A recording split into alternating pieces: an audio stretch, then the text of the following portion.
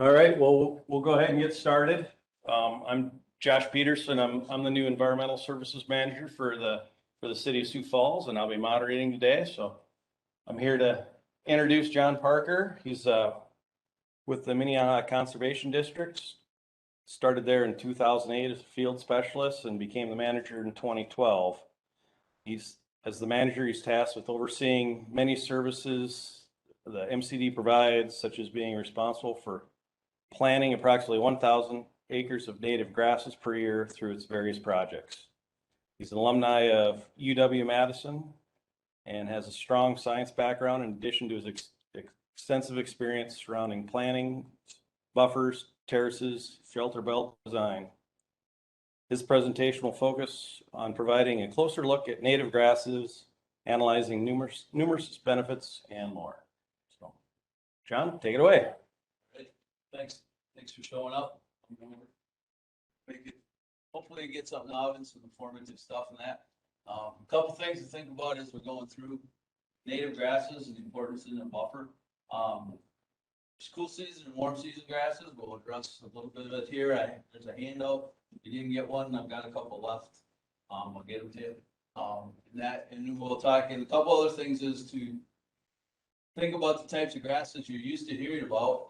And a couple guys have already mentioned, and bluegrass, Kentucky blue, some of that kind of stuff. And I kind of frown, but that's in a different setting. This is out in Mother Nature and stuff like that. So as we go through the importance of it. So, and as you can see the soil profile right here, and you can start to see the roots, how far they're going down. And some next few slides, I'll show you some other ones. So you can get a feel of how the depth of the native grasses, whether they're warm or cool season, inhibits the ground and creates that buffer support to slow the water down, the infiltration in the ground. And along with riparian areas, younger plants will make a bigger difference for you compared to a bunch of old trees. The younger ones do better, so it's good to keep things trimmed up and keep them growing, keep them invigorated. So we'll move on to the next slide. So native grasses, a lot of the talk in the last few years and stuff has been to try to reestablish the native prairie of the area.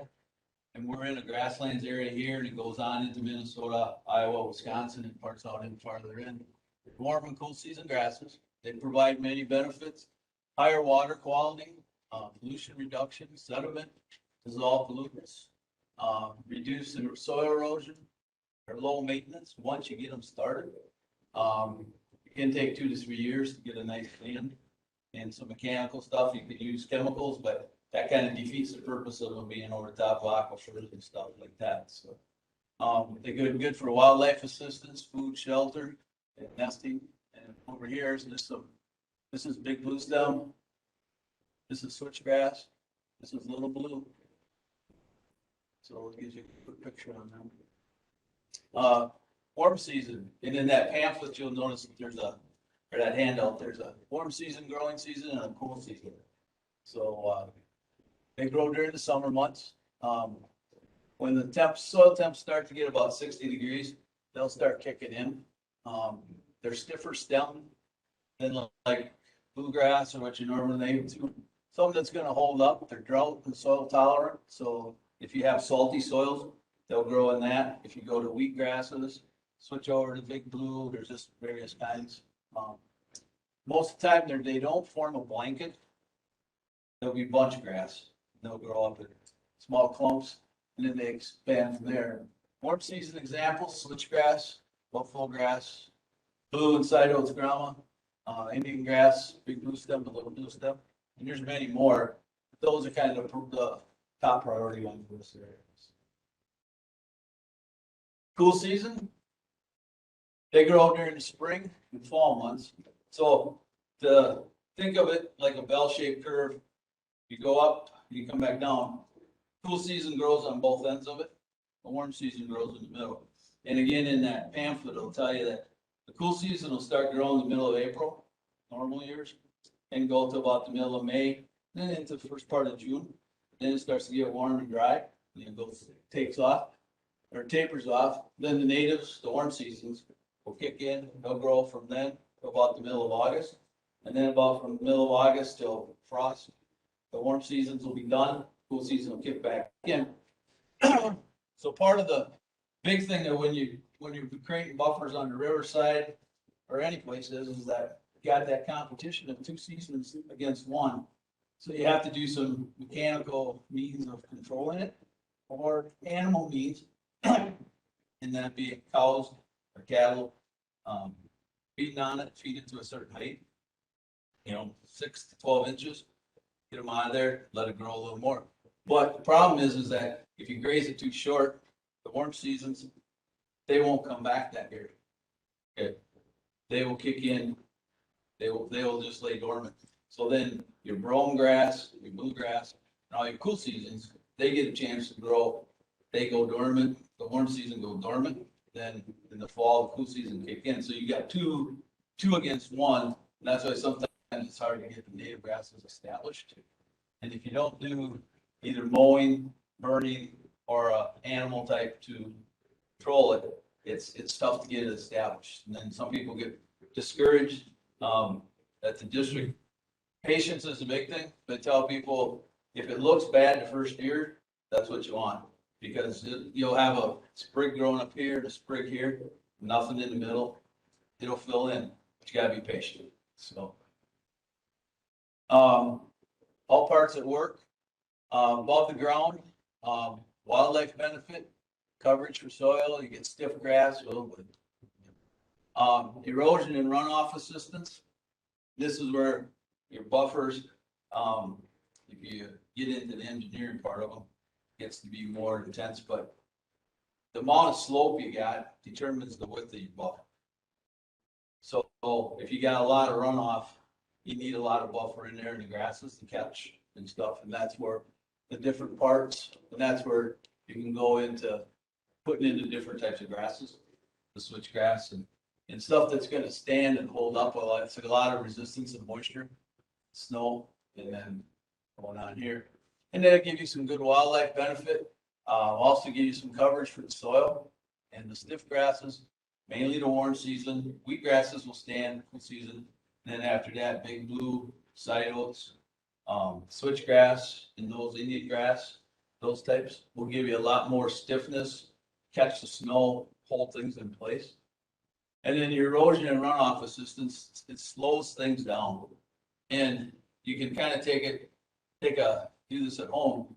You can take a glass of water, just pour it on your tabletop, do it outside, but pour it on tabletop, the water just poof, it's off the table. Well, then take a roll of paper towels and make a dam around it, put it down and pour it on there, and it runs up against it, catches it. Then add more water. Well, it'll slow some of it down, but some seeps through. That's just what a natural buffer does, or a buffer that's put around on the water, the rivers and the lakes. You got to keep that. The fields, we don't see too many of them around here anymore, but fence lines, they used to have grasses growing in them. That was a perfect buffer, because just like the top of the table, just like figure out as the top of the field, if you don't have anything to stop it when it hits the edge, it just keeps going. And where does it end up? Ends up in our water supply, ends up in the creek, ends up in the aquifer. Somewhere along the line down the road, we got to deal with it from one perspective. Below the ground, you can get erosion control.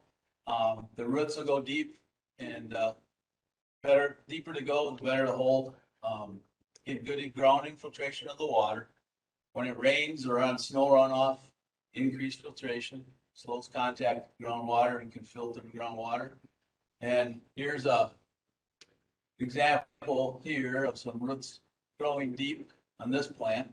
This plant not so you can just, common sense will tell you this should have more infiltration and better soil holding capability. So the next slide, here's the systems of prairie plants.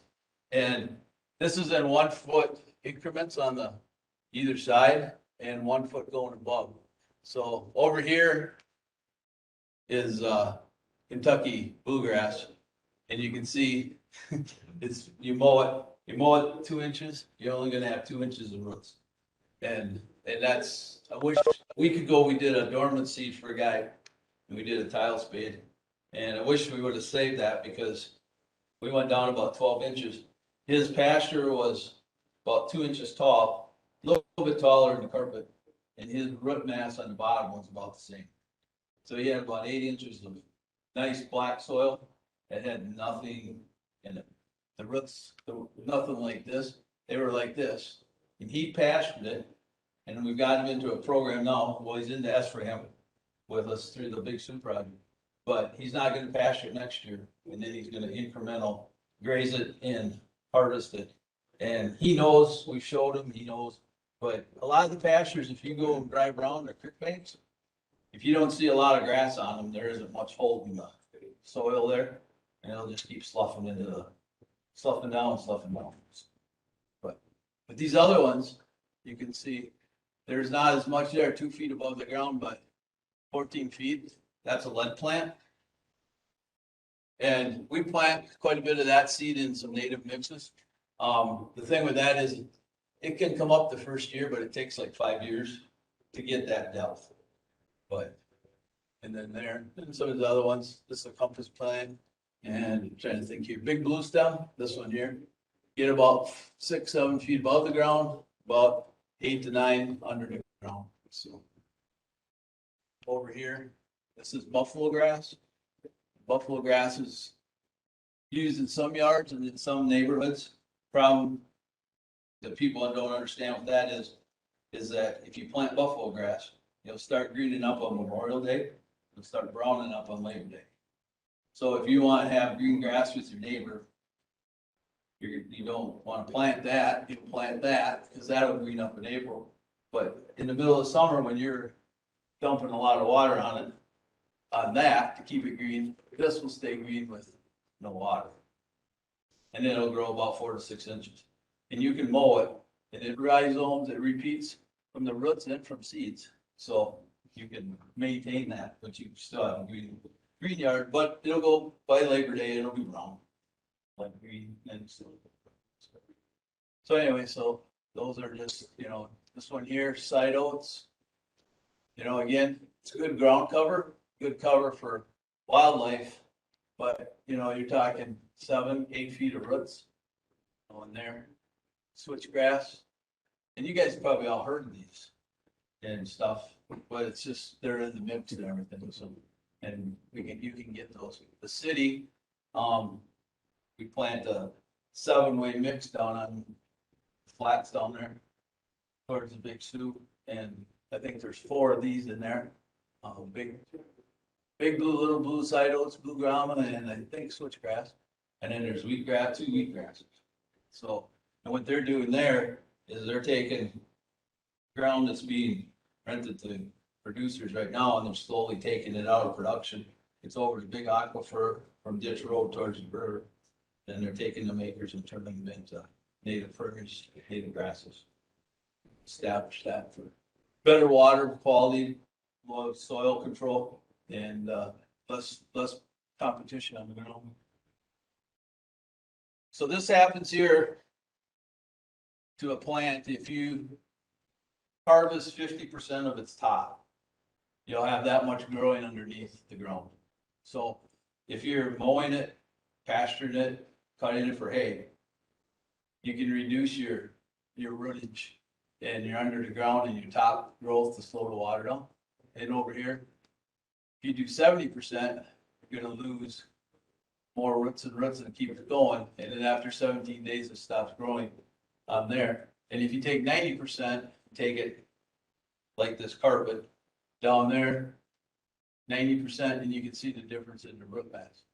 So then when it rains, you have less foliage on top to hold moisture in, pull it in, and you have less here to make good infiltration into the ground. So it's a double-edged sword. So going into buffer areas.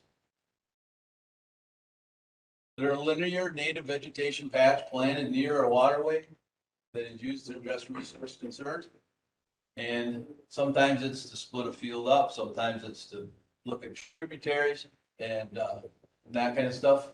And basically in town, you have green corridors, you can consider them buffers and things like that. So riparian areas, especially along small and narrow flow streams, if you put a buffer and have some riparian, some trees in there, you can really get a nice nice buffer to slow everything down, get that water to clean itself out, go through the soil, go through the grass, and everything on there. And the pollution, it'll get caught in the chemicals and stuff will get caught in the stems and back into the roots, and they infiltrate and slowly percolate through the soil. And there again, you know, you look at it, you think about it, it's common sense that if you have nothing there to stop it, it's just gonna keep running. And where does it go? Goes to the road ditch, goes to the river, goes to the city sewer, goes to the water runoff, storm sewers, whatever. Then we have to deal with it in the other stuff. So the better thing is try to clean it up upstream of where you have to clean it. And that's part of the big Sioux project, part of everything we do in Minnehaha County. We try to promote for wildlife and that part, and the city's doing a big job on that. Plus the big Sioux project is getting people involved in the buffer. And you don't want to make it mandatory, but someday it might be. Hopefully not, but politically wise, it might get driven to that. So, any primary benefits of them, you get erosion, reduction, pollution, and increased soil quality and stabilization. So, and this, like a bank like this, there was a bank out on Stump Creek that we looked at a week or 10 days ago. That was about 125 feet up. And it was, so it'd be about 3 times that, so it'd be up there. And the top had grass on it, but the grass was, again, no roots going down, and it was just like a ball knob. So, you know, those things, it's tough to get them back, but you can work on it. And erosion reduction, vegetation, wind, water, surface erosion, slows the water, provides good ground cover, root systems, hold, riparian areas of high concern for erosion.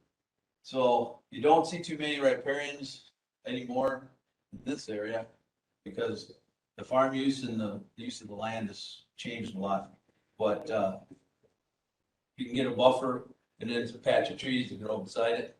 You can really create a good buffer to slow the grass down, slow the water down, catch it, clean it, get it into the grass, let it filter before it gets into the aquifer into the water. And the pollution removal, reduction, vegetation, slow the runoff, it increases the filtration, deposits, nutrient uptake. Pollutants are collected from the surface runoff and also in the ground. And the thing that's we're finding now is stuff they said 30 years ago, 40 years ago was safe. It's still hanging around. They're finding the chemicals, and I know there's all kinds of different ones, but atrazine is a big one that we run into, and it clings to the soil and it hangs on, and you know, it's just not good. So got to be aware of that stuff too. And the other thing is the grasses and stuff in the trees, grasses especially, aren't cheap. You know, you can buy figure $100 $150 an acre for just a basic native grass stand or seed that you buy. So you're gonna stick on 10 acres, you'll probably stick $1,500, $2,000 into it, plus seeding and plus your maintenance. So if you're gonna go to all that work, you gotta make sure you got it in the right position and things to do, and watch the chemicals that have been used before. Just a lot of things to think about. The sediment, dissolve pollutants, dissolve nutrients, pesticides, solvents, nitrates, phosphorus, and then buffers can do filtration before the water gets into the stream. Can help that a lot. That's the main purpose of the Big Sioux project, is to clean it up before it gets back into the water system. So anyway, anybody got any questions to me? Okay. So here's the look on this, the nitrogen removal. You can take it up through plant uptake, or you can do it through the soil going down through more organic matter that you have present in your soil, more it's broken up, and roots and stuff in there, the better saturation, the more permeable the soil is, drain, and do all that. Proper pH is maintained, everything plays a part. I think since I moved here from Wisconsin in 2004, and I just amazed about how much farmland is turned into realty property and how much is covered with concrete and asphalt. And so many of the areas where it used to, Brian Top and some of the guys I work with, they talk about 30 years ago, oh, there was a pond over here and there's a pond over there.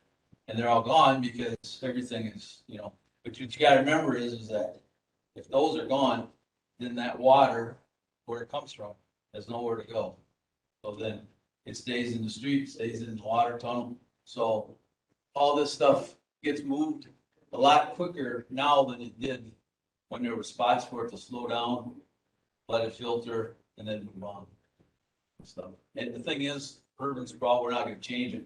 We just have to make better areas for it to stop, get caught in the grasses, the buffers, the trees, let them do their natural filtration, the cattails and whatever. Let them do all this and take all this stuff out before it goes into the aquifer or out into the stream and moves on to others. So phosphorus removal, that's probably the biggest one that we hear around here. Some of the lakes and stuff, it's the algae blooms, the phosphorus pop up June, July and make lakes inhabitable, and can't believe the fish really do too well either, but people are still trying to use it, but not there. So, and here's what I was talking about earlier, that if you're in a buffer, and it's probably hard to read, see from back there, but you want to leave enough vegetative cover to have some ground cover, but then you want some young trees and bushes and stuff growing, and then have your older ones to protect it a little bit too. But keep cycling them through, trim them up, keep them clean, and they'll do more for you than if you just let them grow and go wild. And if you travel in the Northeast at all, I was out there 2 falls ago, and they have a lot of ground that's laying idle. But now they're running into the problem is it's been idle too long, and it's getting overtaken with weeds, thistles, noxious stuff that they don't want there. And so now they're having little fights and tussles in the communities, what they're gonna do. Well, some people want to put cattle back on them, some don't. So it's just, you have to use the land is what I'm getting to. You have to maintain it, you have to use it and do something with it. You just can't plant it, let it go, or let it come back, because sooner or later it will plug itself up. So you gotta keep some stuff clean. Used to be a lot of fires and stuff out this way naturally, and that's kind of slowed down things. So an increased soil quality and stabilization, increased filtration of the soil through the slow runoff. And plus you got increased vegetation, makes your nutrients in your soil better. The roots go further into the soil and saturate it, and also make it more permeable for waters and nutrients, plus chemicals and stuff to go in, but then they get filtrated out. So the organic matter, seasonal coverage, vegetation assisted moisture retention. So you have all that kind of opportunities in that, those items. And your efficacy, location, select areas of the water sources, improve water quality, consider your water flow, riparian buffers may need additional considerations, and your width. And this little map over here kind of depicts here, you got your streams and your runoff and your buffers, how they should be in place to help make that stream as clean as possible. And I know land uses dictate what gets done in them, but and most everybody probably is in here is in somewhat animated areas, but how many people have you seen? They buy 10 acres, put a house and shed up, and then they just clear cut everything because they want to clean it up. Well, that's okay if you put some more vegetation back, but a lot of times they don't. So then it's a clean shot for everything to move on you. So, buffers and riparian stuff are, the steepness of the slope dictates the width of your buffer. And the wider you go, steeper it is, the wider you go, because it's just like a funnel.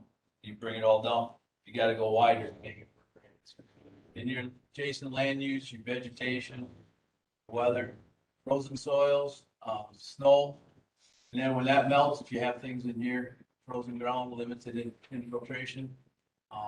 Trees, not much grass, it's probably just gonna shoot through, you probably won't get much benefit out of that. But here, you got root reinforcement on the bank, plus some tall grasses and stuff.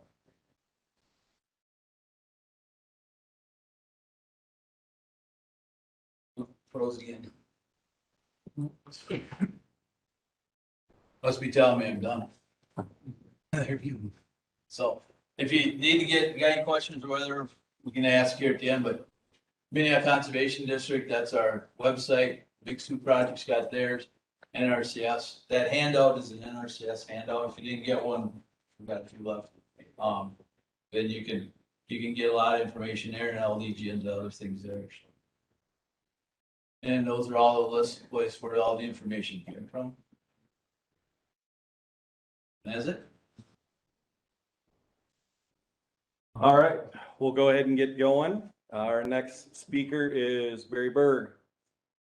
Barry grew up in southeastern Minnesota in a small rural farm community. He attended Mankato State University and South Dakota State University, studying biology and wildlife. He's currently employed by East Dakota Water Development District with 15 years of experience working on the Big Sioux River Watershed Implementation Project as the Watershed Coordinator. Barry's going to talk about segment 4 of the Big Sioux River Project. Thanks, Josh. Yeah, and on that biography, I mean, I had 15 years working on the implementation project, and today I figured I would walk you guys through a little bit of history of the Big Sioux project and kind of start out where I started with it, which has been longer than 15 years. I hate to date myself, but we'll look at that, and then we'll look at some things that we've completed in segment 4 and kind of where we are today. So, okay, just a few project sponsors and partners on this slide. East Dakota Department of well, it's Danner now, Department of Ag and Natural Resources, City of Sioux Falls, City of Del Rapids. I'm not going to list them all off, but just appreciating all the sponsors and the funding that they provide for the Watershed project and for our programs. Okay, so like I said, I'm going to go over a little bit of project history, our segment 4 accomplishments and reductions and success of buffers with reductions that we've realized in 2 segments of the Watershed project. This photo in the background here, this is actually a photo of Brant Lake, by the way, and that is Skunk Creek this last summer coming out of Brant Lake. Civil point around it. Yeah, the middle button there, yeah. Okay, so this water control structure right here, no water from the lake to that water control structure. And then I don't know if anybody's familiar with the upper reach of Skunk Creek, but right in this area here is an outfall from the Wentworth ethanol plant. So that's where they discharge into Skunk Creek, and that was the only water. And I can't zoom in on this, but when I was flying the drone, I flew over that pool that was below that, and they have metal bars and stuff to keep the carp and rough fish from running up into the lake. That thing was full of carp. I mean, there were just gigantic carp in there trying to get through there, but nothing on the other side, so they couldn't get through there. So, but I thought that was pretty neat. Okay, so I'm going to start out with the beginning of watershed projects. Actually, I started before this. I started out in roughly 1998, working on the original assessments of the watershed, and started out with Brookings Conservation District, kind of in cooperation with East Dakota Water Development District, and basically ran all the way through the Big Sioux River watershed, the central Big Sioux River watershed, which starts roughly Esteline, all that area, and then goes all the way down to Sioux City. So I started out doing what we call ground truthing, and basically did an inventory of different land use, pastures, feedlots, things like that in the watershed. And I was a GIS mapper back then. Used that for some of my grad work that I did at SCSU. And so I started a ArcMap program where I could take all the points and all the different areas that I had documented through the ground truthing. And I put an ArcMap project together of where certain feedlots were, grazing, where that was taking place, and then fields and things like that. And so we came up with a big GIS database so that this was the assessment phase of the project. We were ramping up to know where things kind of were, know what issues we had, or what the scope or the size of the stuff we had going on in the watershed, so that when we started implementation, that we had a better idea of what we needed to do to reduce the amount of pollution that was affecting the watershed, which back then the environments, and they still are, were bacteria and suspended solids. So anyways, that was from 1998 to about 2002 that I worked on doing all the assessments. And believe me, I drove every single gravel road, every dead end road in that entire area up there. And I spoke to, I think, about 1,400 producers and interviewed them on their operations. And yeah, it was quite a deal. We got quite a bit of information down. After that, then I went up to the north central watershed, the watershed above this, and completed assessments up there. And then got hired on through SDACD, the South Dakota Association of Conservation Districts, in 2003 to work on the implementation. It was a 303D planning project. We're going to work with producers to get them interested in doing stuff to reduce sediment and reduce E. coli in the system, and work with producers to do ag waste systems to contain manure, buffer strips, filter strips, you name it, and kind of ramped up for this project, which was the first segment of the Big Sioux River project that East Dakota Water Development District was a sponsor of. And this project started in 2005, so we were ramped up to do stuff. And on here, you can kind of see I pulled out of our tracking system. This is DNR's tracker page where all the stuff is entered in, all the dollars are put in, what gets spent on what practices. So we can tease out some of the practices. It's not a list of all the practices that were done, but it's the main ones: ag waste systems, grazing systems, riparian area protection. And this riparian area protection are like filter strips, buffer strips, things like that. These will change as I go through these slides, but I kind of wanted to give you an idea of what happened throughout the years on the project and how it's transformed into now. But this was 2005 to 2010. And you can see the practices. This is Sioux Falls right here. So most of the practices were upstream of Sioux Falls, and there were a few up in the north central portion of the watershed that were done, because that was the area that was the project was keying on back then. Okay, and after I did the 303D planning to ramp up for that first segment, I didn't personally work on that first segment.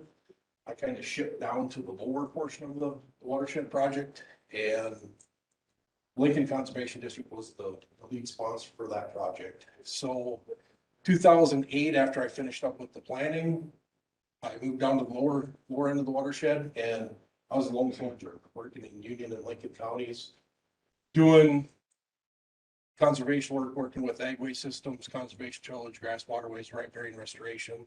And this was a 2-year segment. Prior one was a 5-year segment. This was only 2 years. So started getting a few things done down in this area. Terracing, that was another big practice. As you drive down into the Loess Hills and lower end of the watershed, you see a lot of terraces, a lot of steep landforms. So those terraces are a big practice, and it's something that's needed down in that area. So okay, then we moved into segment. I moved into segment 2 of the Lower Big Sioux. That went from 2010 to 2012, and a few more practices down there. Ag waste systems, grass waterways, grazing systems. I didn't list the terraces on here. That's just some things that I didn't pull up to put on there, but there's a few of them on there. Anyways, 2010 to 2012, Central Big Sioux River Project segment 1 was ending in 2010.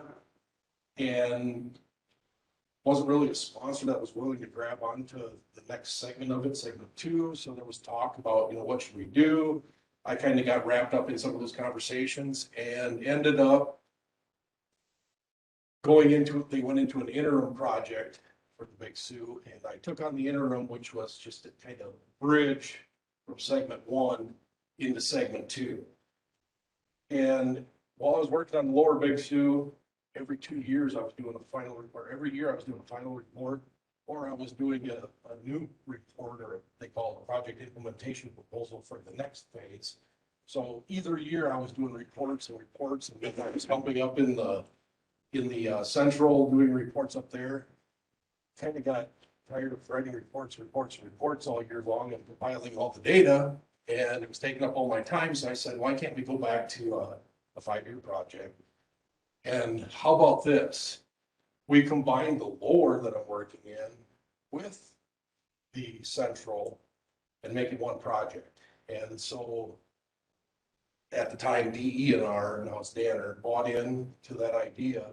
And so we combined the central and the lower, and we found a sponsor, which was Moody County. So they took over sponsorship of that project. That was the big merge. And from that time on, everything started to click. It was a lot better as far as logistically, the final reports that need to be generated and the stuff being done, they were easier to handle in that time period. And it was a big area, but we got a couple people working on it at the time, so that kind of helped out. But when that got combined, we started doing more ag waste system cropland BMPs, terraces, filter strips, things like that. Riparian restoration protection. This is Skunk Creek right here. Comes in, there's Sioux Falls, but this tributary of Skunk Creek. You start seeing these red ones, which are the riparian restoration protection. Within that second segment of the Big Sioux project, that's when the SRAM program came about. That's when I started developing it in 2012. 2013, we rolled it out, and I finished getting all the contract work and everything in place. But those red dots are SRAM and RAM projects on Skunk Creek. And if you're not familiar with those, maybe let's come to some of next year, I'll do a specific talk on that. But basically, they're SRAM and RAM are buffer programs. They keep the cattle out of the stream during the summer months, but you can hay it. Mechanically hay it, so you're using vegetation, you're getting use out of it. Then after September 30th, past the recreational period, you can go in there and do a fall grazing and actually graze it. But you have to have an alternative water source available, so that pulls the livestock away from eating around in the stream and doing their business. So I'll give you that. That's just a quick overview of what the SRAM program is, but it's been very successful in reducing the E. coli, and it has some effect on the sediment, not as much as the E. coli though, in the water in Skunk Creek. So we've had really good success with it. That's segment 2, like I said.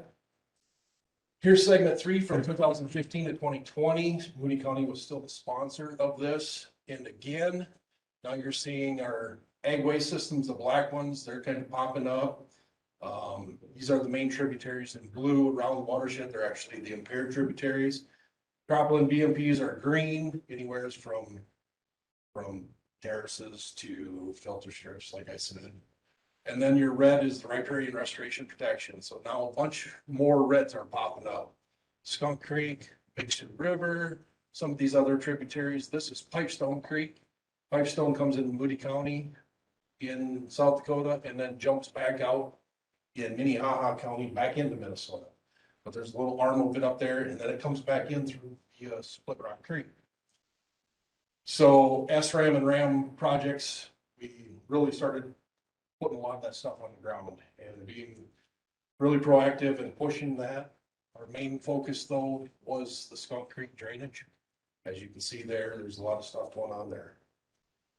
Okay, so after segment 3, we moved into what's now segment 4 just last year. Moody County Conservation District had been sponsoring that project for 10 years. And they decided, they had some changes in their chair of their board, and they decided they didn't want to carry it anymore, that it might be one of the other districts' responsibility or give a chance to another district. And so Minnehaha Conservation District picked up the sponsorship of the project, which started in 2020.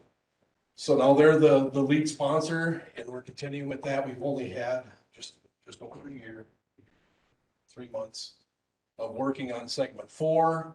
And you can see we've got riparian buffers, grazing systems now that we've implemented on Skunk Creek, Big Sioux River. We've got some showing up here on West Pipestone, but we're pushing that stuff some more, doing some more buffers, getting good results as far as reductions in the water quality data. So that's where we are today, is in the beginnings of segment 4. And like I said, it's a 5-year segment. We've got roughly right now, we've got it scheduled out 3 years. We've got to go in next year for funding for the last 2 years of the 5-year segment. But we're looking at anywhere from $15 to $20 million of not just hard cash, but City of Sioux Falls dollars, City of Del Rapids, $319, East Dakota money, and then what we call in-kind match from producers. If we're cost sharing practices, we cost share typically 50% to 75%. The producer picks up the other portion of it. Ag waste systems could cost anywhere from $500,000 to over 1.3 million. And if we can only pick up 30 to 50% of those, that producer's shelling out that much money too. So it's not really tough to get up into millions of dollars with project expenditures and producer expenditures. So, and the final slide. Okay, so this is all of those projects together. And like I said, this isn't all the BMPs that we've installed in those years. This is just the main ones that we did. And some of these BMPs, it's just one point on the map. That point may be a point on the farm, and it might have 3 or 4 pastures associated with it. So it's not every inch that conservation has been put on the ground, but it kind of gives you an idea of, 16 years of implementation work, what we've accomplished. So I think we've done a pretty good job, and water quality, like I said, water quality results are starting to show some of that. So a little more in depth or detailed look at segment 4 BMPs, just in this year and 3 months that we've done. We've done 2 animal waste systems. Our goal in the 5-year project is 10. And RAM, we've got a goal of 300 acres. We've done 64, 2.6 miles. SRAM, we've got a goal of 2,000 acres. We've done 119. And so on and so forth. I'm not going to go through all these, but there's just an idea of what we're looking at for our goals for segment 4. So our pollutant reductions, just from what we've accomplished in this year in 3 months. Nitrogen, we've got a reduction of 4,589 pounds per year. And of that, 1,277 pounds on Big Sioux River, 3,312 pounds per year on Skunk Creek. So that means that whatever we did, if we put a buffer in there, that whatever was occurring there each year, approximately it's a computer program that kind of guesses how much runoff you're getting from an area. Each year, you're losing that many pounds of nitrogen. And so it's not just saying, oh, you've reduced it 4,589 pounds each year, because now we put something in place that grass or whatever that has been, that is now using it up and has stopped that from occurring each year. So you really got to think on that type of scale, and when it starts adding up that way, you get pretty incredible numbers. So this is just 1 year. Phosphorus happened to be exactly 1,000 pounds. Big Sioux River, 345 pounds. Skunk Creek, 655 pounds per year. Sediment, 332 tons per year. If you got a tandem dump 15 ton. You do the math, you got 20 dump truck loads that per year that would be dumping to Skunk Creek or the Big Sioux River that you've reduced. So, and bacteria on the bottom, a little bit. I mean, bacteria numbers, I hate putting numbers up there because when you start talking bacteria, they're on a larger scale. They're colonies. They die off, they reproduce, and in a handful of water, you can have, literally millions. So the number gets so dang large, I never display them in numbers. Only on my reports to the EPA do I put them in numbers because they know what numbers are what. So. Okay, so for our SRAM, seasonal riparian area management, and RAM, riparian area management, we're approaching the century mark. We have enrolled 85.7 miles since 2013. Now, that's 85.7 miles on the right-hand side of the street, and 85.7 miles on the left-hand of the street. It's not just one side counted and the other side counted. It's both sides all the way up. So if you double that number, that's how much stream bank that we are protecting. So we're approaching that 100 miles. When I first started this was a pilot program that I developed, and I threw it out to DNR as an idea that it was beneficial for producers because they still had use out of the area, and yet got water quality benefits from it. Try this. I never dreamed that it would go this far and all of a sudden blow up, and everybody, both sides thought, heck, this is a great idea. So I didn't think it would get this big, but it has. So to date, I went through and crunched some numbers, and the funding that we have, 319, and then the SRF non-point source funding that's generated through the Clean Water Quality Fund through DNR, through loans that City of Del Rapids and City of Sioux Falls take out to do sewage treatment, sewer pipes, things like that. And town doesn't experience, or the municipality doesn't experience any additional interest or any payment that's additional. They just mess with the interest rate, and it generates funds for the project to do the water quality work, basically. So those were the funds that were used. 319, City of Del Rapids, City of Sioux Falls. This was a total spent on that 85.7 miles. So just shy of $3 million. And when you break it down, that's $6.56 a foot. That's two sides. So on one side, you break that down again, it's $3.28 a foot. You can't stabilize or do any type of soft protection on stream banks or anywhere near that cost. There's been some riprap projects done, and I'll tell you, the riprap projects that have been done on the Big Sioux River started back in 2009. Back then, it was about $88 a foot, and now, adding the fish habitat and everything else, you're probably going to be up to $300, $400, $500 a foot. So it's gone crazy. So what I was trying to show with this is it's very inexpensive to take this and not do anything to it, not even take a planter out there. Don't have to plant the grass, just let it rest. Let it be for a while, let it seed itself, and then it works.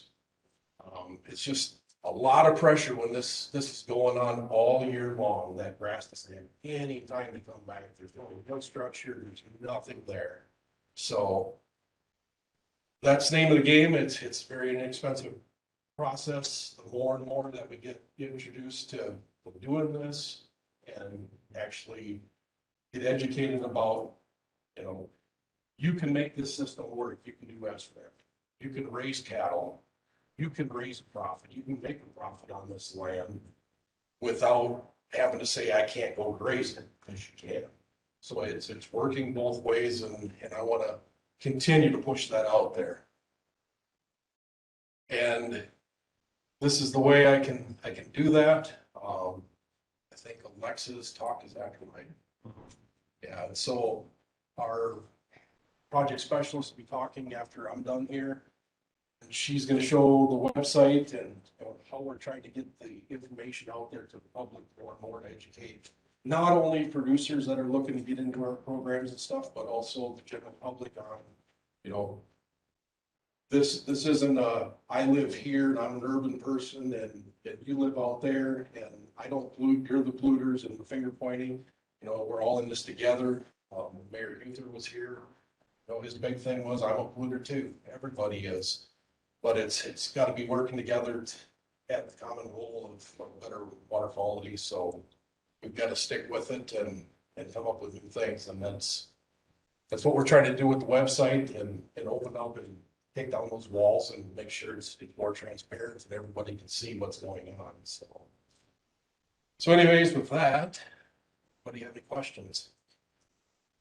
Did you find your SRAMs to be beneficial with your E. coli? I would believe that's coming from the grazing livestock, or is there from like newer application on crop fields or both? Yeah, and actually, we didn't put a study together to study per se if there was land applied manure and grazing and the difference between the two.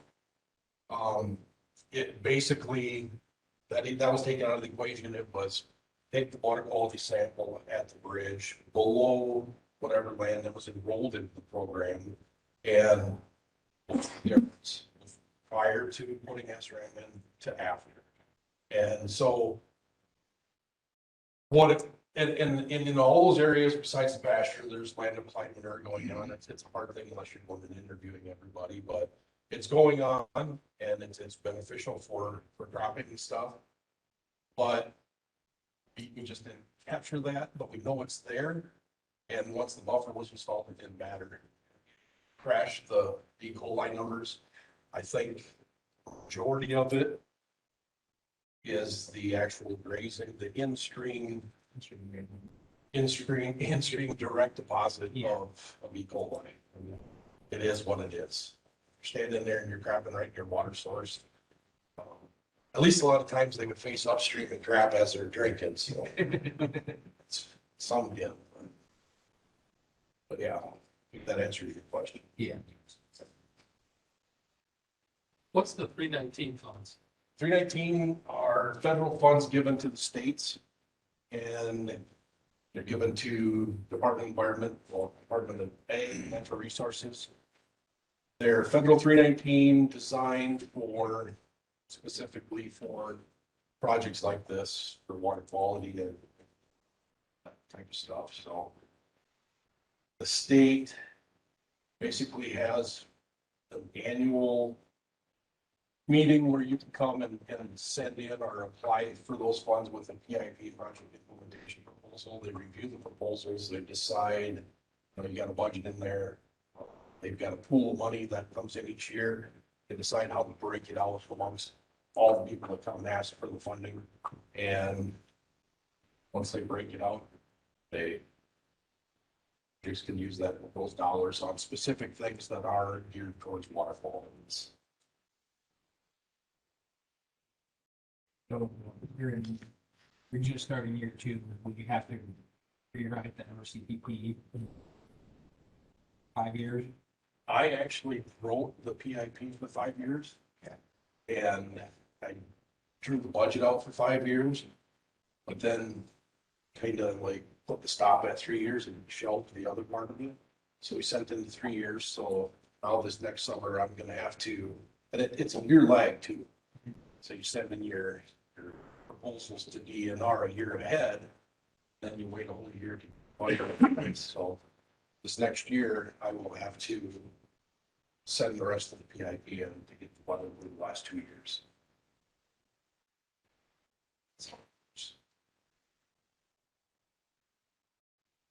But I understand that each situation is different when we're trying to achieve like a reduction. Like, is there a best bang for your buck as far as the position put in place? Right.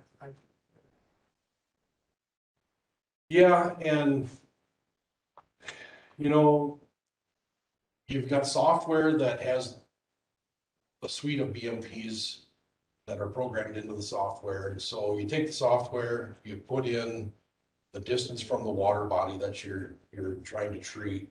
You put in the circumstances that were existing, what you're doing as a change, if you're putting in a 30-foot buffer, if you're putting in terraces, if you're putting in filter, whatever BMP you're putting in, you run it through that process, through that software, it spits out, okay, here's your reduction.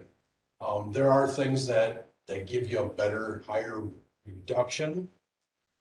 I don't necessarily, we really haven't put a pencil to paper to see exactly down to the dollar, which is better. I just know from going back a slide, from rip wrapping, being way over $100 a foot, that just doing it naturally is a lot cheaper.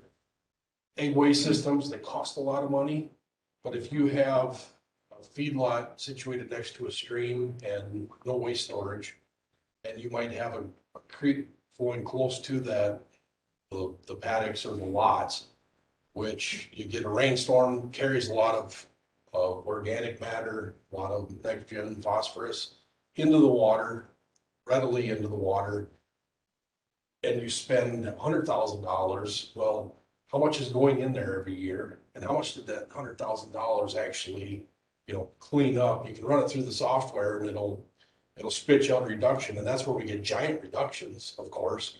We spend giant amounts of money as well to pay for it. So I really haven't gotten into that much detail.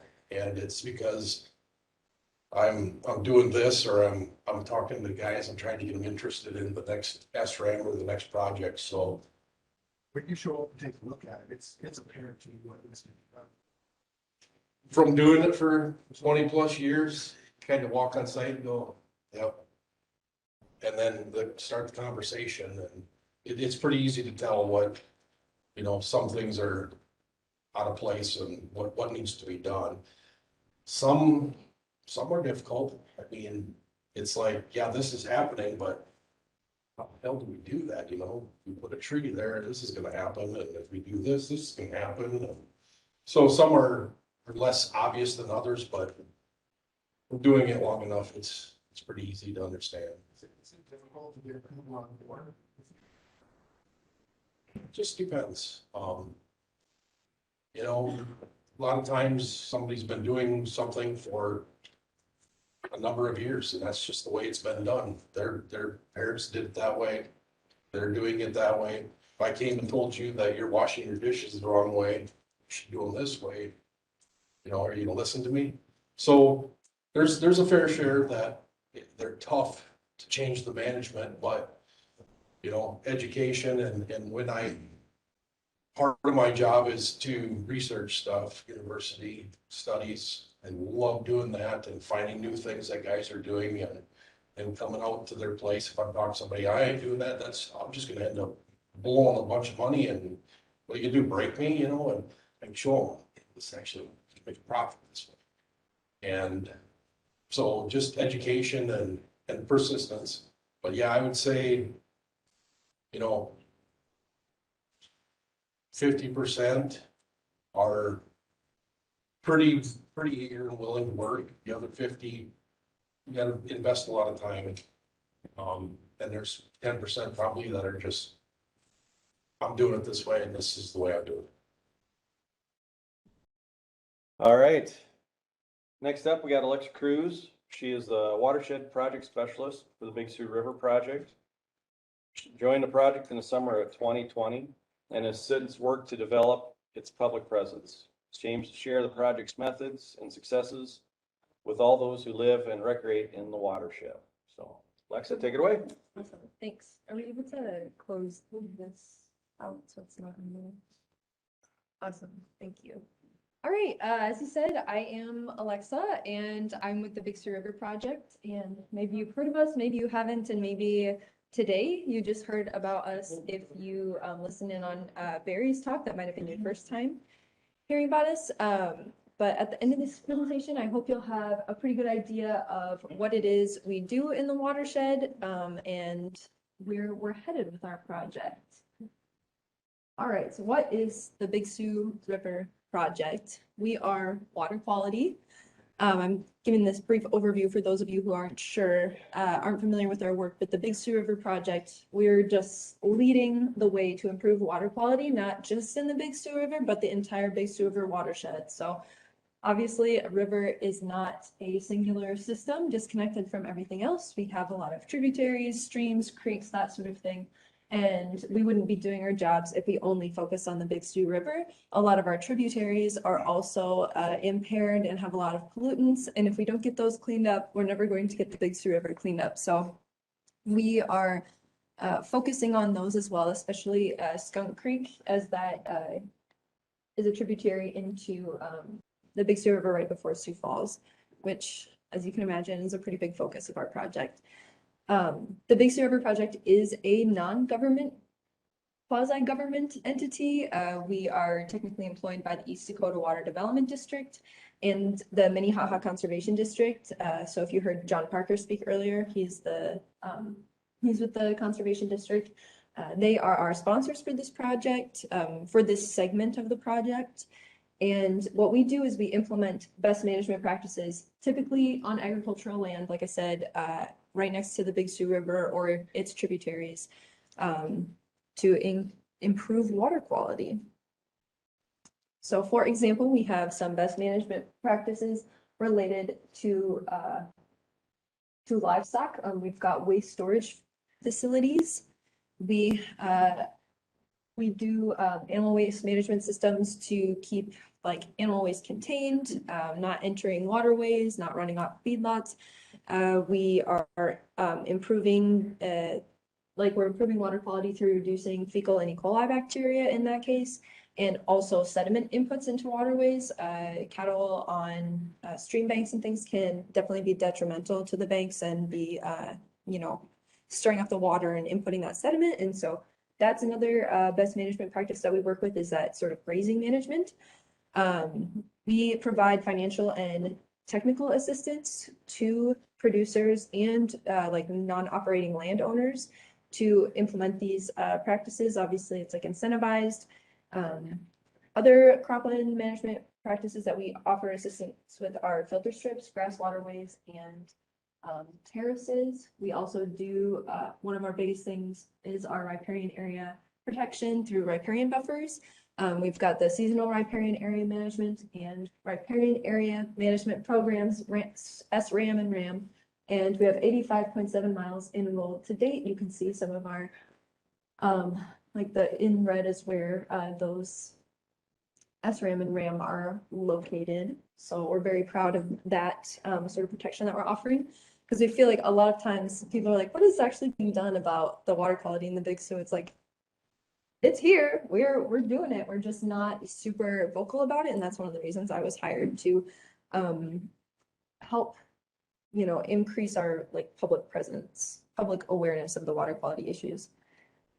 Let's see. In 2020, we entered into segment 4 of our project, which is, this segment is going to last 5 years, and our projected budget is about $14 million. We get that through the EPA, the state's revolving fund for non-point source pollution, and local in-kind cost-sharing match. And we are continuing in this segment until 2025, and we're implementing best management practices as usual. We've also introduced, just in this last year, a working lands easement program. So it's a perpetual easement that you enter into an agreement with us. And our sort of holder for that contract is Northern Prairie's Land Trust. And we work with them, and it will be for water quality forever. So it's pretty cool. And also now we're placing this emphasis, like I said, on community engagement and our, sort of public awareness campaign. Before I get too much further, I just want to thank our project partners. We have the East Dakota Water Development District, which provides staff and some funding, and they also do water quality testing all the time, and that's how we know that our projects are working. The Department of Ag and Natural Resources, again, more financial and technical assistance. City of Sioux Falls, financial. City of Del Rapids, also financial. NRCS, we do a lot of collaboration with them. And the Minnehaha Conservation District and other local conservation districts are our sponsors, and we do in-kind match with them. We've had Moody County and Lincoln County be our sponsors in the past, so just so that we have another level of like checks and balances as we're spending, you know, this money on these practices. And then, like I said, on the Prairie Land Trusts. And expanding our reach. Oh, one more thing, actually. If you're confused about our relationships with all our partners, we do have a handy infographic on our website, bigsiouxriver.com, that shows our relationships to all of our different partners. So anyway, as we get into it, who knows about the Big Sioux River Project? In order to expand our reach, we are making these moves to become a more familiar, you know, hopeful household name, especially in the Sioux Falls area, but throughout the entire watershed, really. We have an established presence within the conservation sort of community. We like our projects at this point are selling themselves. Farmers, you know, have coffee shop talk and they talk about us, and we have more work than really we can even handle right now, and are looking at getting more employees. But we aren't super well known within just like the general public sort of community. So how do we get the word out to all of our stakeholders in the river? So I was just hired on last year. One of my big things was supposed to be our, you know, our branding and making us have a consistent image. So as you can see here, we have some of our branding, Big Sioux River Project. Hopefully that becomes a more recognizable symbol and logo for people. We've got bigsiouxriver.com. You can do any varieties of .net, .org, that sort of thing, and that'll come up too, as well as bigsiouxriverproject.com. This is important for us, especially because now for producers, we can say, hey, if you want to sign up for this practice or apply, here's where you can go on our website and you can fill out that form, do that application, send it in, and it's a much faster process than it was before, when we were doing things by paper and snail mail. So there's that piece of it. So we did our branding. We've got our, you know, our online presence, our website. That's something I built over this, especially this spring. We also have a presence on social media now. That's one of the ways, you know, it would be absolutely silly not to take advantage of the power that social media has. And so that was one of the things I was tasked to do, is to get us a social media presence. And so you can find us on Instagram and Facebook and LinkedIn and Twitter at these different handles. And our, you know, this group that we're targeting. Our followers are more likely, you know, community members, members of the public, not necessarily farmers and that sort of thing. So we're saying, like, you know, we share these different things that we're doing. So like so I have it set up so that we do share some things that are like what you as a member of the public can do on your own little yard or just in your house for water quality. We do that on Tuesdays. We have a tip. Today will actually be about the summit though, since we have a bigger event going on. But we might do something like, oh, pick up after your dogs, or here's when you should fertilize your lawn. Don't, because that runs off into storm drains and pollutes the river, that sort of thing. And then on Wednesdays, we share like a wildlife, like a member of the wildlife of the watershed. Those are pretty popular and keep more interest. And then on Thursdays, we talk about our projects and our programs, and hopefully get the word out there just a little bit more, like, here's, you know, here's this riparian buffer we're working on right now, or here's this plan we just finished for this animal, like this ag waste barn, deep pit barn or something like that, right? Like, we're sharing those now, hopefully with a slightly broader audience. And Fridays, we just do a feature of a spot in the watershed, and I would love to make that more of an interactive thing in the future and get like submissions from other stakeholders. Let's see, other sort of marketing that we've had our, you know, like I said, our website and our social media. We also have the city of Sioux Falls is still running a radio campaign that you know, I think it's like $80,000. It's a pretty expensive like yearly thing that they do, but that just runs ads on just different things, again, that the general public can do to improve water quality.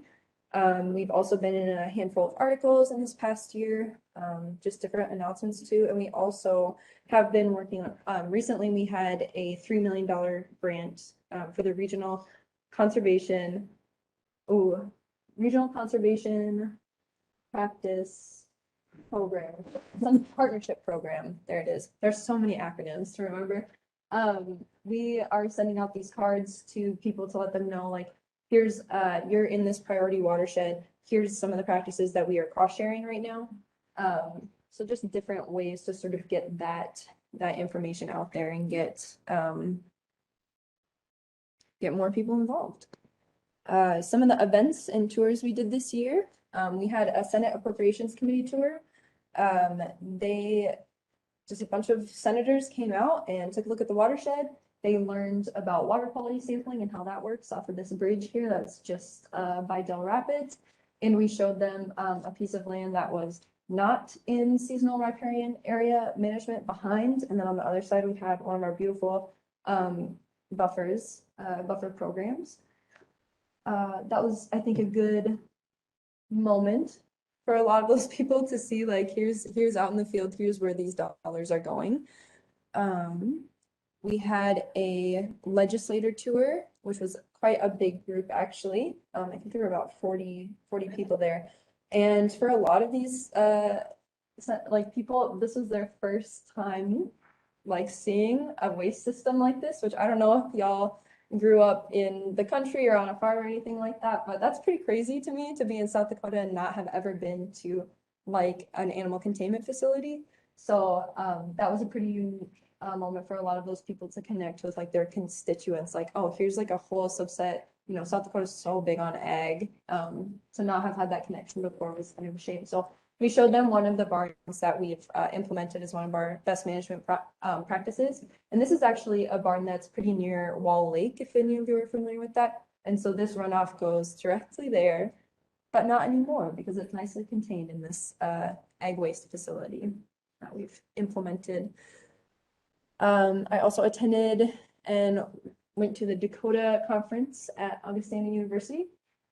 It's pretty amazing to see, like, just like this sort of event, there's a lot of other people in the watershed who are doing things that are not, like, not necessarily ag based, right? These people are writing things about the history of the Big Sioux River, and they're, you know, making art and writing poetry and things like that. And that's just another way that the general, you know, public, you know, can connect with the watershed. We also worked with Friends of the Big Sioux River on the El Rio beer launch. Did anyone have that? Anyone have that beer? Yeah, it was pretty good, right? It was nice. Mexican lager. It was delicious. And yeah, so we helped, we talked with our parent group, East Dakota Water Development District. They gave the water right permits for the El Rio beer to collect that surface water and filter that for beer making purposes. And we're definitely looking to get involved with Friends of the Big Sioux and the Big Sioux River Project more in the future. This was they had two beer events, excuse me, in the last year. I can't remember what the first launch was called. Anyone else? No, I don't remember what the first beer was, but it was like launched on Earth Day. But we're hoping in the future to do more of these and possibly like a beer tour of the entire watershed. Just gets another group of people interested in the health of our water and, oh, it's drinkable? No, not really. Like, there's a lot that has to be done to it before that can happen. So also Friends of the Big Sioux River had they launched their open house. They have a new office. So we were at that, supporting them. We did a tour with the Pipestone Soil and Water Conservation District. This was largely to show about SRAM. So actually our programs are gaining quite a bit of traction here in the Midwest, and our surrounding state neighbors are hoping to implement some of these things. We are talking with people in Rock County, Iowa, about doing some of these our riparian management systems. Like there in Minnesota, they've already secured funds to do basically our exact SRAM program over there. They don't have nearly the funding that we do, but it's a start because the watershed doesn't have a boundary. The river doesn't have a boundary like a state line like we do. It's so strange to parcel it out based on state lines. It really doesn't, encompass the whole thing. We can only do work on our pieces of the watershed that are in South Dakota. So it's awesome that we're able to get partners like this in Minnesota and Iowa to help the other parts of the river and the watershed that aren't, within our boundaries. We also presented at, or like we were present at Riverfest for the first time. We had all of our sort of informational materials, our sort of successes and our numbers and that sort of thing, and then also an interactive thing that kids really liked, where you could put a sticker on where you are in the watershed, and we can get a map of where people are. So it's pretty cool.